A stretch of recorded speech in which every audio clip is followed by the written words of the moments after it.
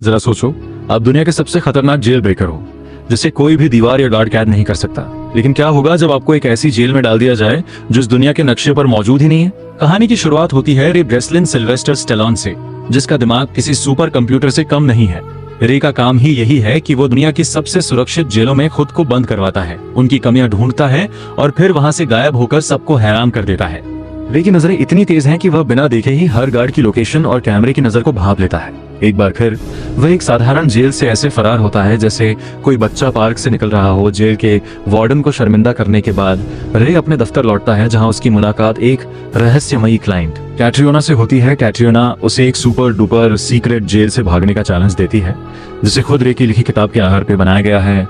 रे को लगता है कि ये उसके करियर का सबसे बड़ा मिशन होगा, लेकिन उसे नहीं पता था कि ये एक बहुत बड़ा जाल है।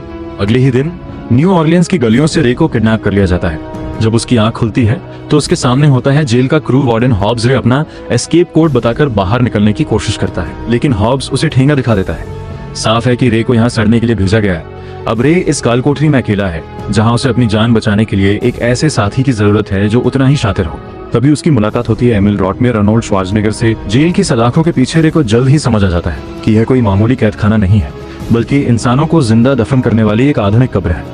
यहाँ द टॉम की दीवारें लोहे की नहीं, बल्कि उम्मीदों को तोड़ने वाले कांच और स्टील की बनी है। रे का सामना यहाँ के वार्डन हॉब्स से होता है, जो क्लासिकल म्यूजिक सुनता है और तितलियां जमा करता है। एक ऐसा विलन जिसकी खामोशी ही उसकी सबसे बड़ी दहशत है। हॉब्स रे को चुनौती देता है कि वह यहाँ से निकल कर दिखाए, क्योंकि ये जेल खुद रे की लिखी हुई किताब के सिद्धांतों पर बनी है, जहाँ गलतियों की कोई गुंजाइश नहीं छोड़ी गई। रे को अब एक ऐसे साथी की तलाश है जो इस नरक में उसका हाथ थाम सके। और तभी अंधेर से उभरता है एमिल रॉटमेयर एक रहस्यमयी अपराधी है, जिसे हॉब्स एक गुप्त सूचना उगलवाने के लिए टॉर्चर कर रहा है। रे और रॉटमेयर के बीच एक खामोश समझौता होता है। वे दोनों मिलकर इस अभेद्य किले की दीवारें ढहाएंगे। रे अपनी ब्लूप्रिंट विजन का इस्तेमाल कर जेल की बनावट को समझने की कोशिश करता है, और उसे पता चलता है कि आइसोलेशन सेल के फर्श के नीचे एक एक्सेस पैनल है।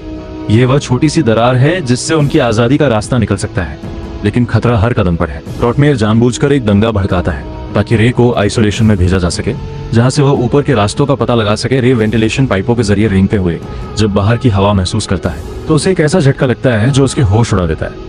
वह किसी जमीन पर नहीं, बल्कि समंदर के बीचों बीच एक विशालकाय जहाज पर कैद है। चारों तरफ सिर्फ पानी है और भागने का कोई रास्ता नहीं। अब तक उसे लगा था कि वह किसी गुप्त जमीन के नीचे कैद है, लेकिन यहाँ तो भागने का मतलब है सीधे मौत के मुंह में कूदा। जेल के अंदर हालात और भी बदतर हो जाते हैं जब रे का अपना